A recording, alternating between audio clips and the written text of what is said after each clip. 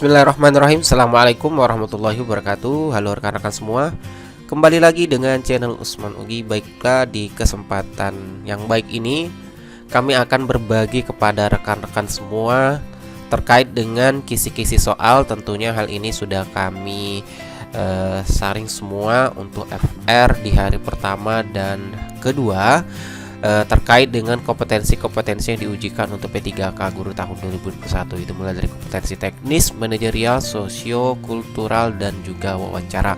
Oleh karena itu silakan simak videonya sampai selesai teman-teman semua, agar nantinya teman-teman dapat terbantu terkait untuk menjawab soal di seleksi P3K di tahun 2021. Namun seperti biasa, sebelum kita lanjut ke pembahasan, bagi rekan-rekan yang baru pertama kali menemukan channel ini, jangan lupa untuk tekan tombol subscribe-nya dan aktifkan lonceng notifikasinya. Oke teman-teman, langsung saja kita ke pembahasan. Terkait dengan kompetensi yang akan kita bahas, pertama adalah kompetensi teknis P3K Guru di tahun 2021.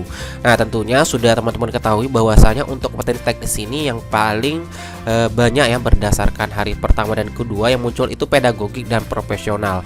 Namun untuk pedagogik berdasarkan dari teman-teman kita yang sudah melakukan atau mengikuti ujian itu sebesar 30% ya, lebih kurang 30% dari soal kompetensi P3K Guru tahun 2021. Namun tentunya kita tidak juga bisa memastikan teman-teman sekalian. Intinya teman-teman tetap belajar saja. Nah, di sini kita lihat langsung apa saja kisi-kisinya. Yang pertama itu yang berdasarkan dari FR ya, yaitu yang pertama adalah sintaks pembelajaran. Di sini teman-teman harus memahami terkait dengan sintaks pembelajaran seperti PJBL, kemudian inquiry, discovery learning, dan PBL. Tentunya ini sudah tidak asing lagi bagi rekan-rekan guru. Kemudian model-model pembelajaran abad 21, dan hal ini juga harus teman-teman pahami. Kemudian langkah-langkah pembelajaran mulai dari awal, isi, dan penutup. Tentunya itu intinya teman-teman.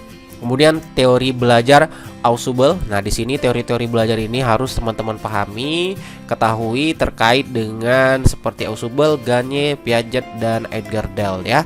Kemudian yang terpenting juga teman-teman harus mengetahui RPP atau intisari dari RPP tersebut. Kemudian tentunya komponen-komponen penyusun RPP juga teman-teman harus ketahui.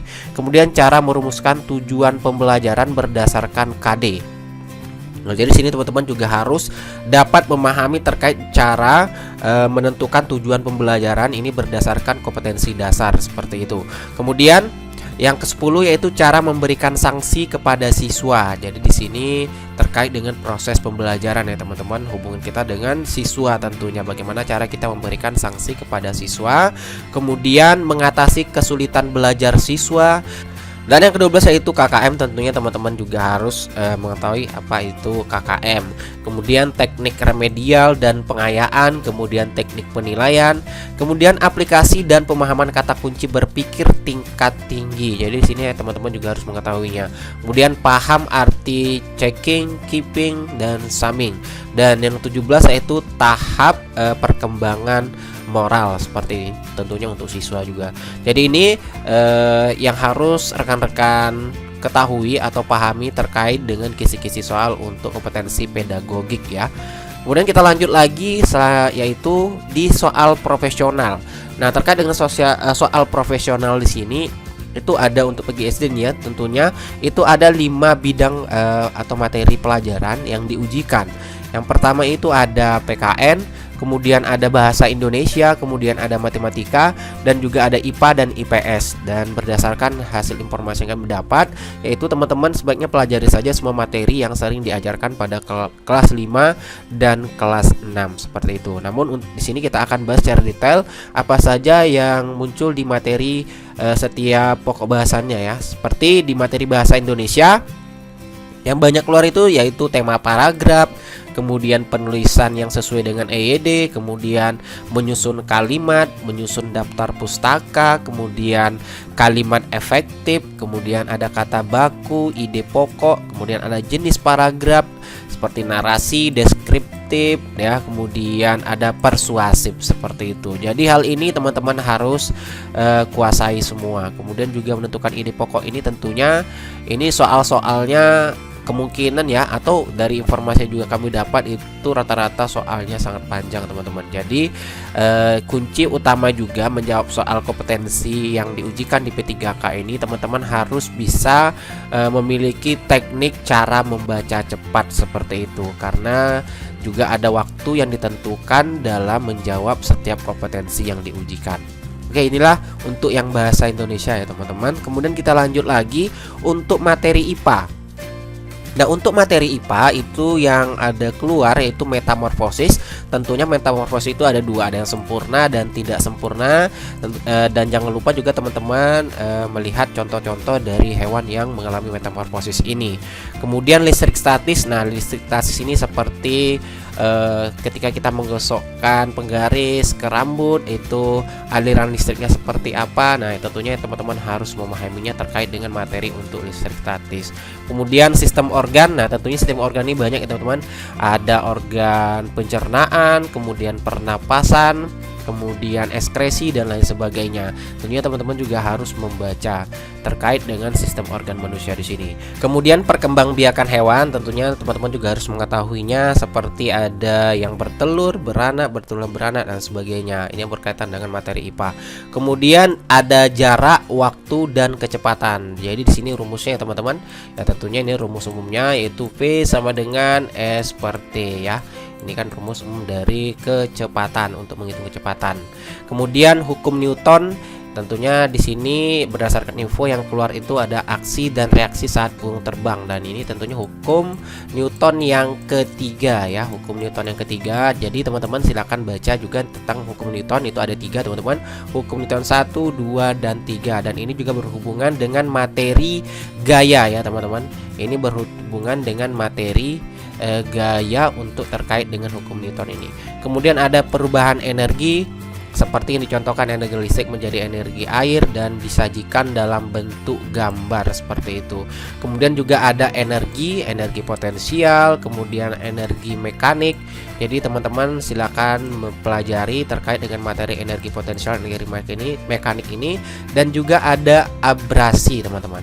Ya, abrasi juga silakan dipelajari. Nah, itulah terkait dengan materi untuk IPA ya. Kemudian selanjutnya materi IPS apa saja yang keluar.